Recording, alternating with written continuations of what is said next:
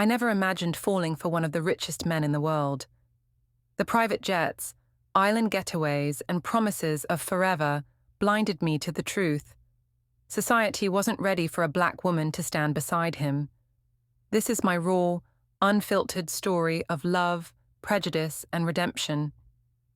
If you've ever felt like an outsider in a relationship or wondered about the hidden costs of loving across boundaries, hit subscribe now. My story might just save you from the heartbreak I didn't see coming.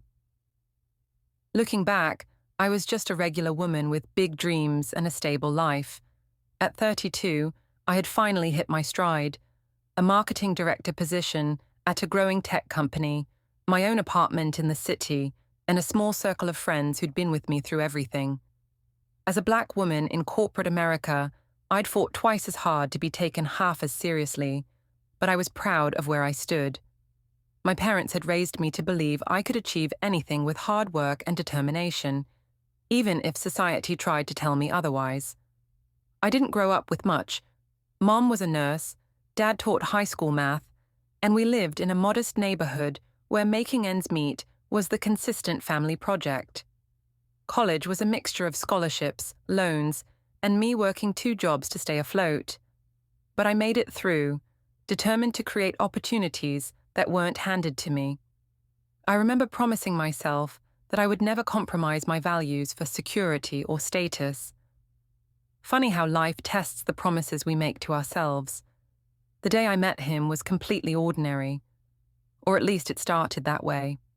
Our company had landed a partnership with his tech empire, and I was sent to present our marketing strategy for the collaboration. Walking into that sleek glass building, I remember feeling like I belonged, confident in my abilities, prepared with insights that would add value. I wasn't there to meet him specifically. He wasn't even supposed to be in that meeting. But 10 minutes into my presentation, the door opened, and in he walked. Everyone in the room straightened up immediately, like soldiers called to attention. I paused mid-sentence, momentarily thrown off balance as Richard Evans, billionaire tech innovator, magazine cover regular, and one of the most powerful men in the world, slid into a chair at the back of the room and motioned for me to continue. "Don't mind me," he said with a casual wave. I heard there were some interesting ideas being discussed and wanted to listen in.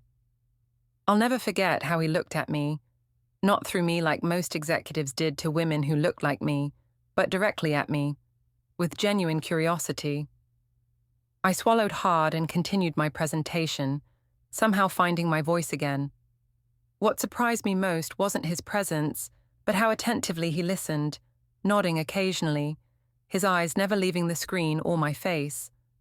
When I finished, he was the first to ask questions, thoughtful ones that showed he'd actually been paying attention, not the superficial engagement I'd grown accustomed to from men in positions of power. As everyone filed out, he lingered, asking about specific aspects of consumer behavior I'd highlighted. "Most people miss the subtleties in market psychology," he said. "You didn't. That's rare." I wish I could say I was completely immune to his charm, to the way his compliments made me feel seen in a world that often rendered me invisible, but I'd be lying. Still, I reminded myself that rich, powerful men gave compliments like business cards, freely and without much thought. "Just doing my job," I replied, gathering my materials. Though I appreciate someone noticing the details. "Would you be interested in discussing this further over dinner?" he asked, so casually it almost seemed like an afterthought. "I have some ideas I'd like to explore for this partnership, and I think your perspective would be valuable." I almost laughed. In my world, billionaires didn't ask marketing directors to dinner to discuss perspectives. I politely declined, explaining I had plans that evening, a lie, but a necessary boundary. What I didn't expect was his persistence. "Tomorrow, then. Or whenever works for you. I'm serious about wanting your input." There was something disarming about him, the way he spoke to me as a professional equal rather than an accessory or novelty. Against my better judgment, I agreed to coffee instead of dinner, a public setting with clear professional boundaries. That coffee turned into 3 hours of conversation, that barely touched on business. We talked about growing up in different worlds, his in wealthy Connecticut suburbs, mine in a working-class neighborhood in Chicago. He seemed genuinely fascinated by my stories of community college and weekend jobs, while I tried not to be impressed by his casual mentions of childhood summers in the Hamptons and private school adventures. "You know what I envy about your upbringing," he said, surprising me. "The authenticity. Everyone in my world was performing, for status, for connections, for advantage. It sounds like you just got to be human."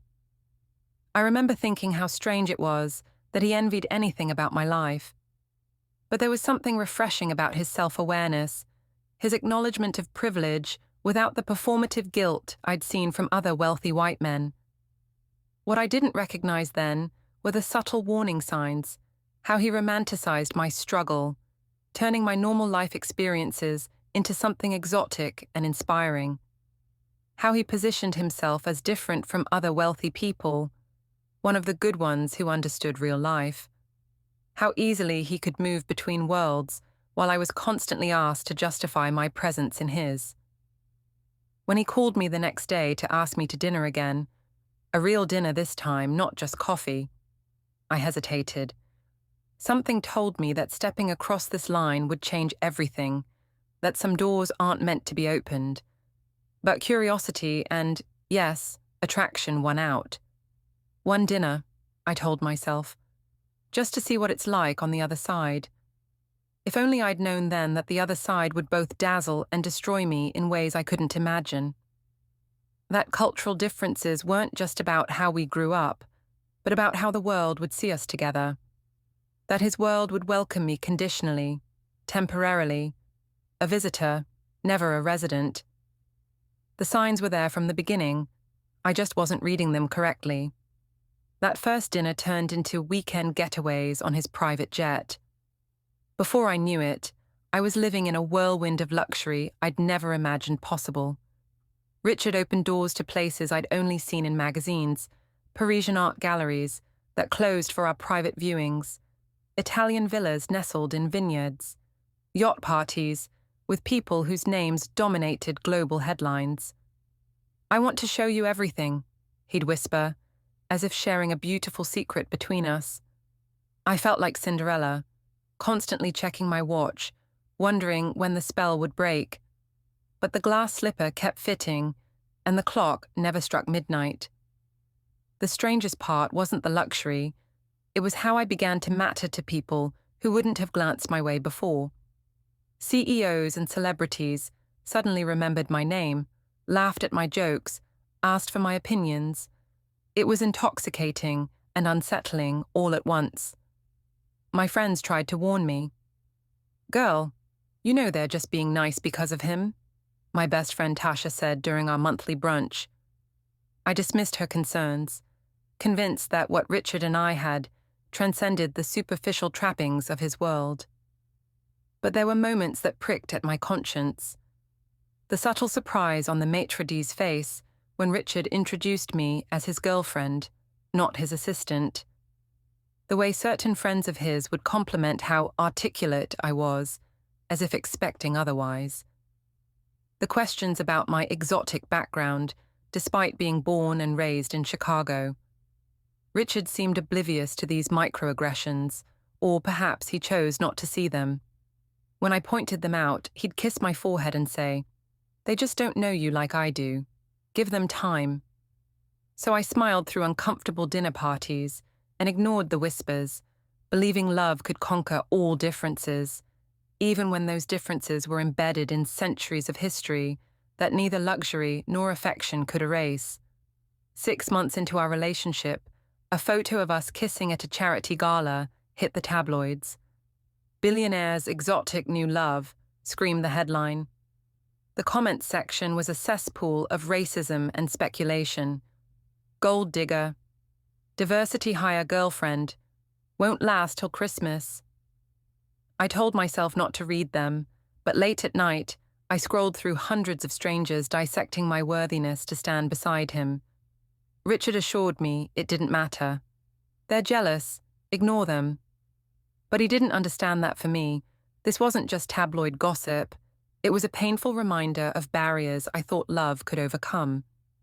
While he could brush off public opinion, I carried each comment like a small cut that wouldn't heal. His world began closing ranks subtly. Invitations came addressed only to him with no mention of a +1. Business associates who'd been warm suddenly became formal.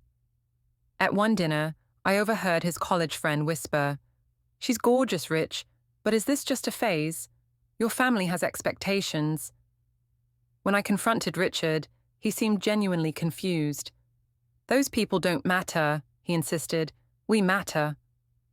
But he didn't see how his mother's lips tightened when I mentioned my family's Juneteenth celebrations, or how his business partner's wife clutched her purse tighter when I approached.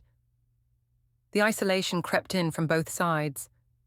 My friends grew distant, claiming I'd changed, while I never fully belonged in his circle. I existed in a no-man's land between worlds, too privileged now for one, not privileged enough for the other. The worst part was watching Richard transform in these different settings. With me alone, he was attentive and equal. In business settings, he'd unconsciously adopt a slightly patronizing tone when introducing me. At family gatherings, he'd nervously over-explain my accomplishments, as if my resume could justify my presence in their homes. I began to wonder if love was enough when the world kept reminding us of our differences. The breaking point came at the annual tech industry gala, where Richard was being honored with a Lifetime Achievement Award. After a year together, this should have been our moment of triumph. I wore a gown that cost more than my first car. My hair styled in elegant Bantu knots that I thought honored both my heritage and the formality of the event. Everything unraveled during the pre-event cocktail hour. Richard's mentor, a tech pioneer in his 70s, approached us, champagne in hand. After congratulating Richard, he turned to me with a smile that didn't reach his eyes. "And you brought your assistant? How progressive." When Richard clarified I was his girlfriend, the man laughed as if he'd heard a joke. "Really? Well, I suppose everyone needs their exotic phase before settling down." I waited for Richard to defend me, to say something, anything. Instead, he chuckled awkwardly and changed the subject. In that moment of silence, I felt myself disappear. All the private promises, the whispered assurances that we were in this together, evaporated in the face of public discomfort. Later that night, as camera flashes captured Richard on stage, I slipped out the back door and took a rideshare back to our hotel. When he finally returned, his award in hand, the question that had been building for months finally escaped. "Are you ashamed of me?" "Of course not," he said, but his eyes wouldn't meet mine. "I just don't want to make everything about race. Can't we just be Richard and Maya?" "We're never just Richard and Maya," I whispered. "We're white billionaire Richard and his black girlfriend Maya, and tonight proved you're not ready to deal with what that means." I packed my bags before sunrise. He didn't try very hard to stop me. Maybe he was relieved that neither of us would have to keep pretending the world was ready for us. Or maybe he just realized some prices are too high to pay, even for a billionaire. The months after leaving Richard were the darkest of my life. I'd given up my apartment, scaled back my career, and distanced myself from friends who'd tried to warn me. Starting over felt impossible. But brick by brick, I rebuilt. I found a small apartment in a diverse neighborhood that felt like home. I reached out to old colleagues who helped me land a new position at a Black-owned marketing firm. Slowly, I stopped checking Richard's social media, stopped wondering if he missed me or had already replaced me with someone his world would more readily accept. The hardest lesson wasn't about him. It was about me. I had to confront how easily I'd let luxury and validation seduce me into believing I could be an exception to centuries of racial hierarchy. No private jet or diamond bracelet could shield me from the reality of being a black woman loving across lines of race and class in America. What surprised me most was finding freedom in this harsh truth. There was relief in no longer performing, in no longer translating my experiences for someone who could never fully understand them. I reconnected with my community, with women who recognized my struggle without explanation, who held space for both my pain and my growth. I don't regret loving Richard. That love, however complicated, taught me to demand more, not just from partners, but from myself. I learned that true love doesn't ask you to shrink or explain your existence. It doesn't require you to be an ambassador for your entire race. It simply makes room for all of who you are. Today, I'm dating someone new. He's not a billionaire. We don't fly to Paris on a whim. But when someone makes a racist comment at dinner, he speaks up before I can. When I talk about my experiences as a Black woman, he listens without defensiveness. That's worth more than all the luxury I left behind. Some prices are too high for love. Your dignity should never be one of them. This journey taught me that true love requires courage from both people, not just one. If my story resonated with you, please share it with someone who needs to hear it. Subscribe for more raw conversations about navigating love, race, and self-worth in a world that isn't always ready for women like us to shine.